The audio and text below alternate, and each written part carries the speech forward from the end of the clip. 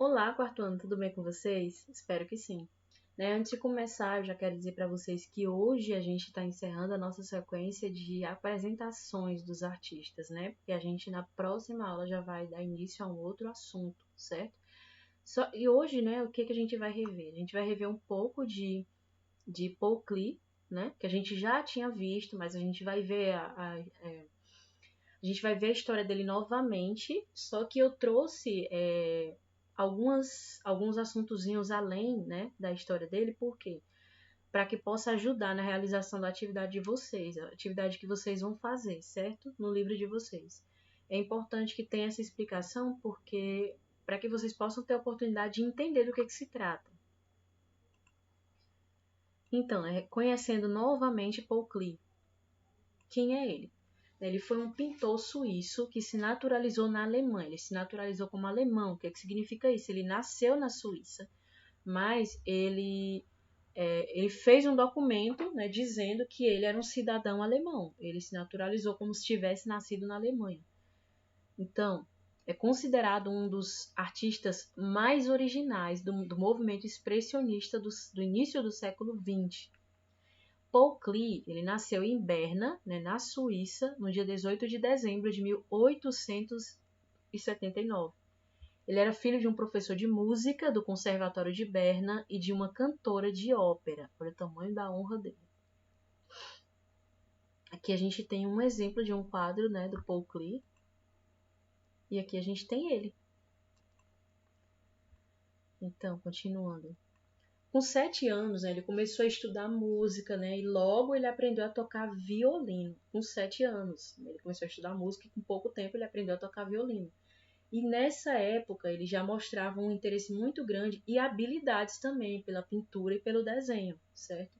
Só que mais tarde, né, enquanto ele foi fazer a sua primeira exposição de artes, aí ele incluiu os rabiscos que ele tinha feito quando era criança, né? Porque os rabiscos que ele fazia, né, as artes que ele fazia quando era criança, os rabiscos, ele guardava. Então, nessa primeira exposição de artes que ele fez, né, ele colocou esses rabiscos infantis dele. Então, em 1898, Paul Klee frequentou no ateliê do pintor Heinrich Nier, né, quando aprendeu desenho figurativo. Em 1900, ele ingressou na Academia de Munique, onde ele estudou durante 2 anos com o professor alemão Franz von Stuck e se familiarizou com o estilo Art Nouveau.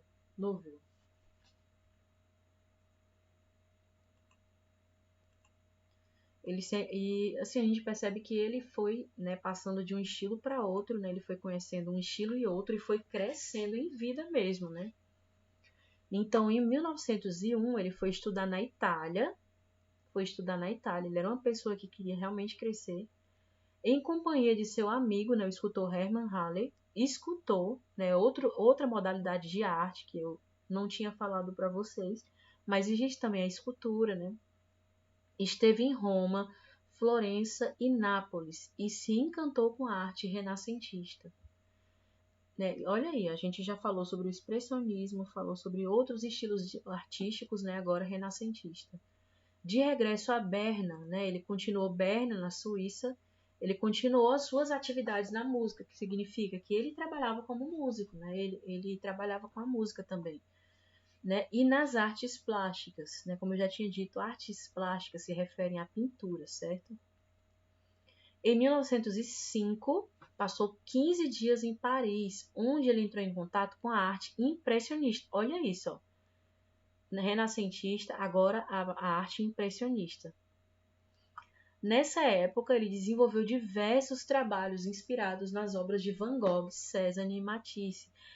Eu acho que é até por isso que o estilo do Paul Klee ele é como se fosse uma mistura de coisas, é uma mistura de estilos artísticos, porque ele entrou em contato com muitos tipos diferentes de arte, né? Em 1906, ele começou a expor suas obras em Berna, Zurique e Basileia. E nesse mesmo ano ele se casou com a pianista Lili Stumpf e com ela ele teve um filho de músicos, né? O pai, professor do conservatório, a mãe, cantora de ópera, ele, violinista, se casou com uma pianista.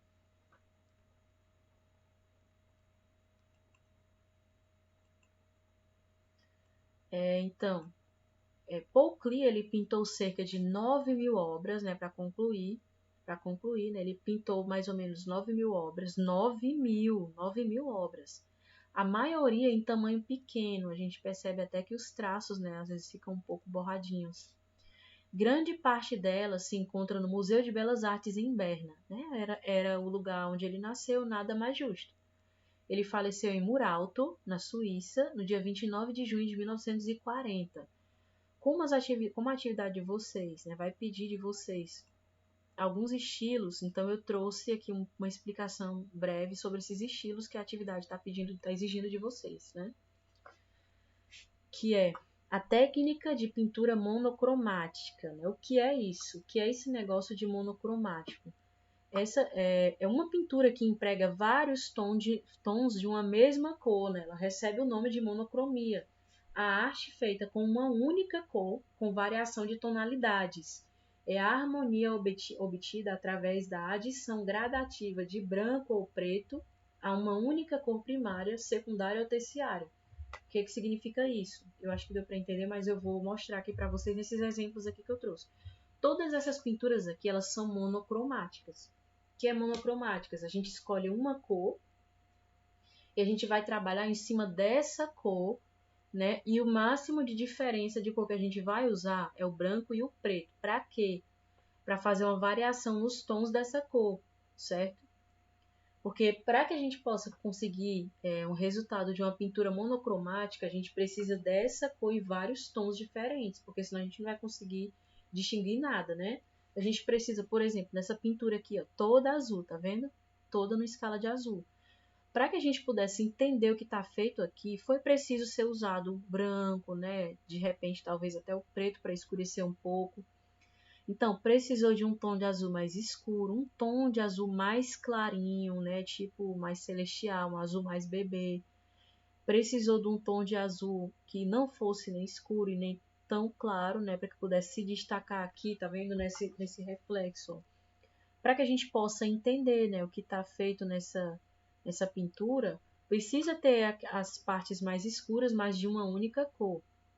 Né? A gente tem essa pintura aqui também, que ela utilizou o marrom, né? E tem umas partes onde foi acrescentado o preto para escurecer, tem outras partes onde foi usado o branco para clarear, mas foi tudo, né, tudo baseado no marrom. E a gente só consegue entender o que está feito aqui nessa pintura por causa dessas escalas diferentes de cores. Aqui a gente tem uma pintura toda baseada no rosa, né? Como foi falado aqui, toda pintura em escala monocromática ela pode ser acrescentado o branco e o preto. Por quê? Porque essas duas cores, elas são limite de claridade, né? Ou de escurecimento de qualquer cor. O branco, ele é a ausência de todas as cores. Aliás, o branco é a ausência de todas as cores. E o preto, não, o branco é a presença de todas as cores. E o branco, né, é a presença de todas as cores. E o preto, que é a ausência de todas as cores, certo? O preto é a ausência. E o branco é a presença de todas as cores.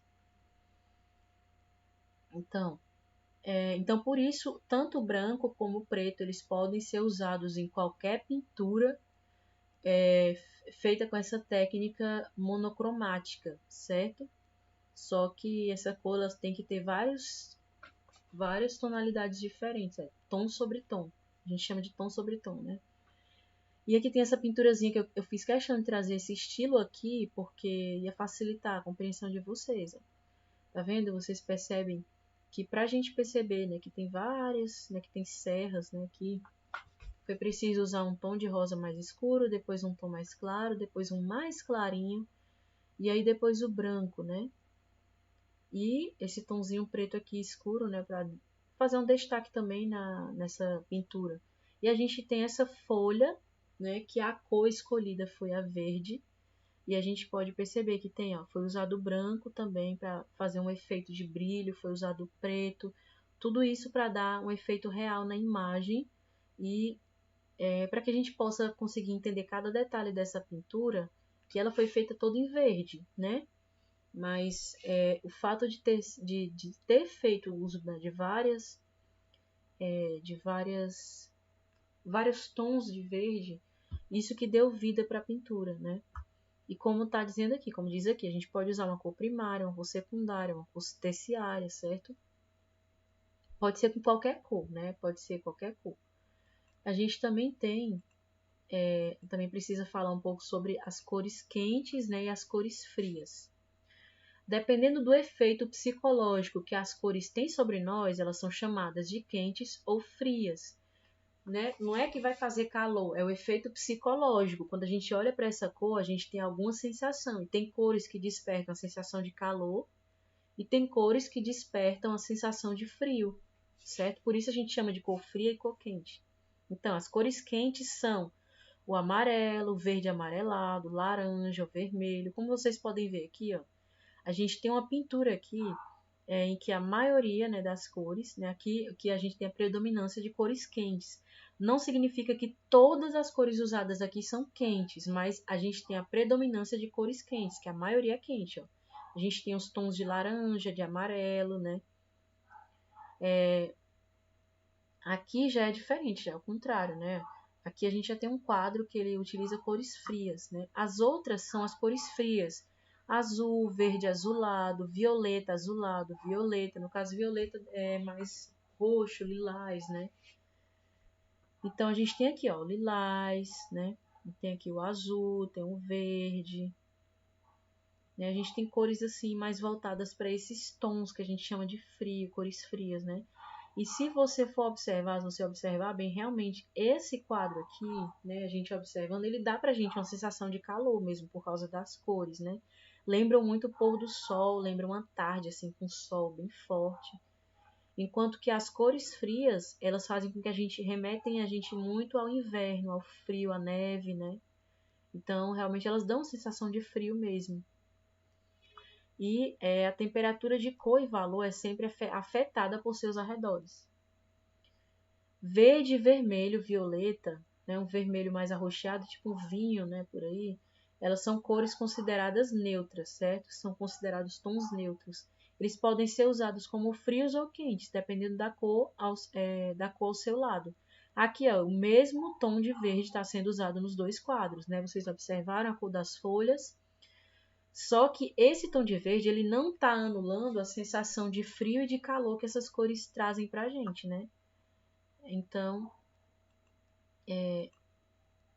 era isso que eu tinha para dizer para vocês, gente, né? Espero que essa explicação, essa aula possa ter sido proveitosa.